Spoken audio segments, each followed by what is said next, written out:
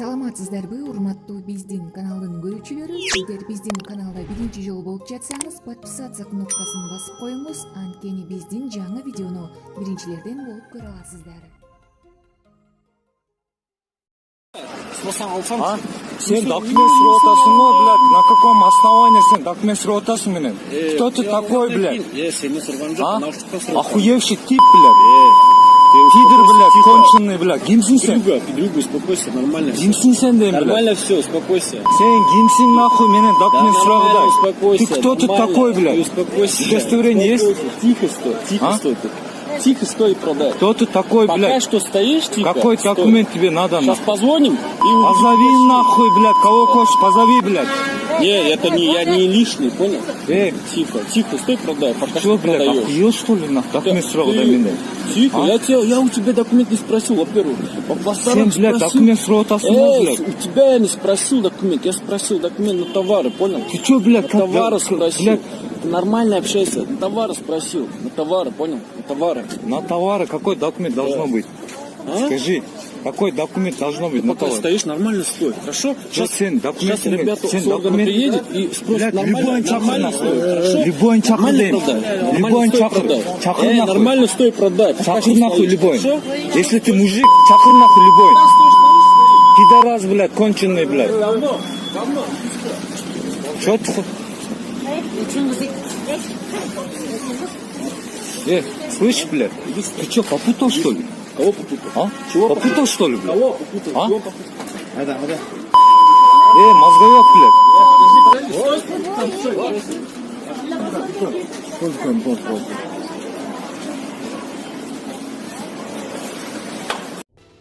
Москва шаарындагы мекендештерибиз үчүн стоматологиялык кызматтар бизде гана. Сюда бумажки все. Сен доказать это, сен... Нет, мы в суде попросили бумажку. Скоро, иншаллах, в суде дадут нам бумажки. Все. Мы подготовили большую бумажку. Адвокат занимается. Дело скоро начнется уже продвижение. А вымогательство деген... Правосудие мы найдем. Жоқ. Правосудие, иншаллах, мы найдем. Сен айтып отпайсың? Добьемся, иншаллах. Сен айтып отпайсың? Вымогательство кылыпсың да. Мен кимди вымогательство кылдым? Ребята, которые с тобой же работали, там же стоит твой продавец, с тобой, твои друзья там. Мы вчера проехали мимо, они остановили, что случилось, спрашивают. И они там тоже говорят, ты... Хорошо, нет, я и не хотел сказать ему, но он сам там начал разговор. Мы скоро, подожди, мы уже подготовились.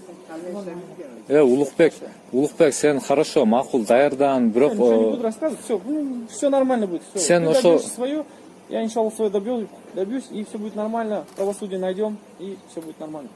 Так что не волнуйся, не переживай. Просто сен жана видеода эле айтып атпайсыңбы, Улукбек, мындай. Я имею право тебе угрожать деп атпайсыңбы? Ага основание болуш керек. А сен паспорт текшергенге да основание болуш керек. До конца айтпайсың. Ушул видео тартасың, до конца айтасың ошондо. Мен ким менен угрожать кылам деп? Милициялар менен, милиция менен угрожать кылам деп. Мен сен угрожение деп атасың, ошого мен хорошо, сен де милиция чакырсам, ал угрожение считаешь? Хорошо, считай угрожение. Тогда я угрожаю через милицию тебя тоже. Законных оснований, соссылаюсь в милиции. Это для тебя угроза. Хорошо, это для тебя угроза, пусть будет угроза. Я всегда буду обращаться и как бы... Хорошо, мен айтып атпаймынбы, ошо угрозаң основания болуш керекпи? Мен сага бир нерсе кылдымбы, мисалы сөктүмбү, урдумбу, же мен преступление кылдымбы, же ошол жерде соода кылып аткан жерде наркотик сатып аттымбы, бир нерсе кылдымбы? Бир основания болсо, өзүң айтып кеттиң. Мен сен келип паспортту сурап, документтеримди сурагандан кийин мою матерью поругал, ты матерью мою. Мен сөгүндүм, мен сүйлөйүн, ана сен сүйлөчү, экөөбүз анда алмасам сүйлөчү. Сен келип менен паспорт сурадың, туурабы? Машинанын документин, товардын лицензиясын, разрешениясын сурадың, балдарга чаламда угрожать этип атасың. Андан кийин сен дагы сөгүнгөндөн кийин мен дагы сөгүндүм. Ого, мен сөгүндүм, мойнума алам. А сен айтып атасың, сен я имею право деп угрожать атасың, а милицияларды чакырып угрожать эткенде дагы основания болуш керек го, туурабы, Улукбек? Хорошо. Просто так сен не имеешь права угрожать. Просто так сен даже акыңда жок да паспорт текшергенге. Теперь мне поговорить, дай мне поговорить. Я нигде не сказал паспорта. У меня есть такой же паспорт, как у тебя. У меня нет другого паспорта. У меня есть маленький ID-карт, большой загранпаспорт. У меня есть такой же паспорт. Ты не похож американцу, китайцу, французу, чтобы тебя попросить. Ты местный, я вижу. Ну, ты похож на местного, и я как могу у местного спросить документ? Ты представляешь собой? Даже милиция просто так не подходит местному человеку документы спросить. Я тем более, я же не дурак, что я с крыши поехал тогда спросить.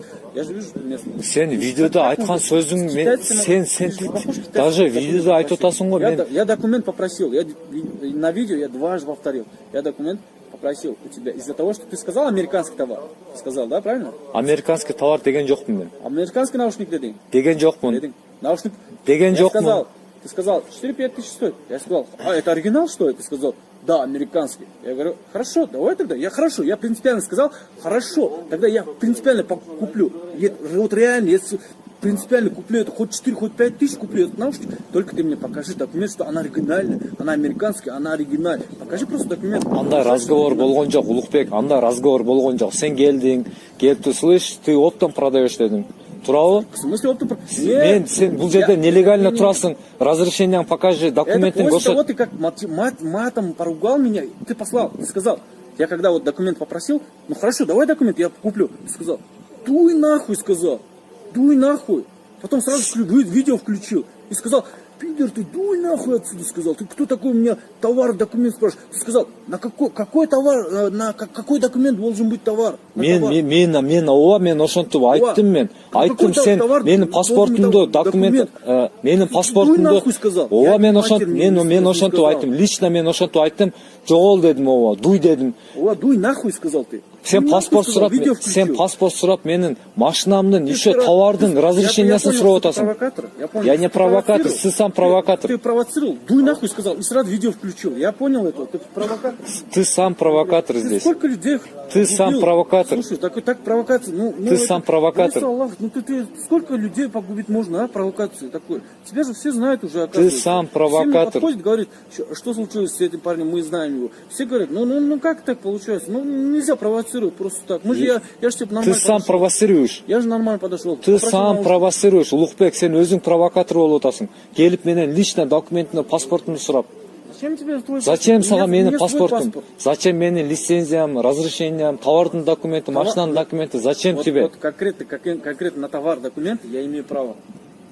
Буду спросить всегда. Сен ошо кайсы балдарга чалам деп. Будет. Ты сказал 4-5 тысяч, это для меня дороже. Я буду требовать. Если ты сказал бы 200 сомов, не брат, не вопрос, 200 сомов. Какой документ? Ты что? Я тоже сказал, какой документ 200 сомов? Ты что, вообще гонишь что ли?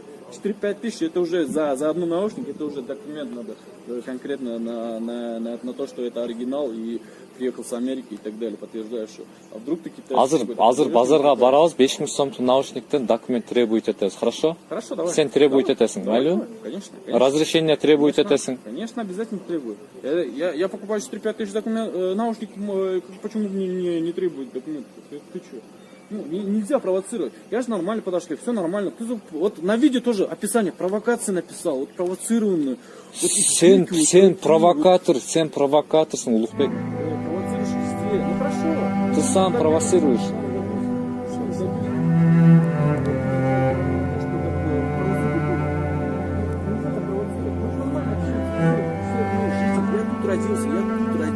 Все, ты тут родился, я не знаю, где-то тут ты тоже, наверное, родился. Сен кайерде туулгансың? Өзгөнө туулган эмне? Өзгөнө туулгансың. Тут родился, все вы тут родились, все нормально, общаемся тут. Я же никуда приехал. Сен өзгөндө туулуп өссүң, Улукбек. Хорошо. Анан на каком основании менин паспортумду сурайсың? Сен сурап атпайсыңбы? Зачем сага керек эмес болсо неге сурайсың сен? Я не спрашиваю. Машинанын, товардын документи, разрешение, лицензия. Товар спросил. На машину? Зачем мне на машину? Угрозачы, угроза. Куда мне знать? Зачем угроза кимдерге чалып, кимдерди кана чакырган? Конечно, Кана балдар. Я еще раз говорю. Для тебя это угроза, милицию. Я всегда тогда угрожаю с органом внутренних дел. Ты, значит, имеешь право угрожать мне, да? Я имею право вызвать милицию. Это для тебя основания барбы ошондо чакырбайт белем. Эгер основания болсо менин паспорт, документ сурап эле милициялар чакырбайт белем, основания болсо. причина болсо чакырбайт белем. Основание было то, что ты материал. Сен документтерин сурап угрожать эткенден эмес ол күнү.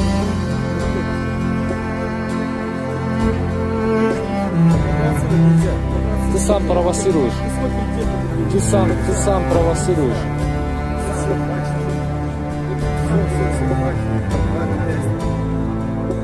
Жоқсың сен угрожать et, мен документти сурадым. Бул бала, бул прямо трансляция YouTube бар. Прямо жол болот. Мен мына баланы тапшырдым. Бул бала келип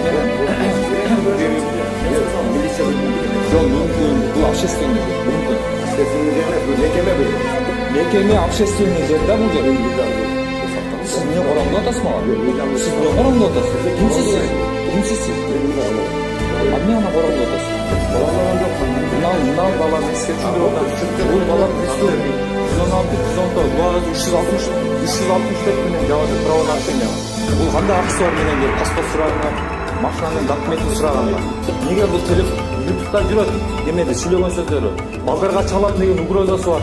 Документ сураган деген өзү айткан сөзү бар.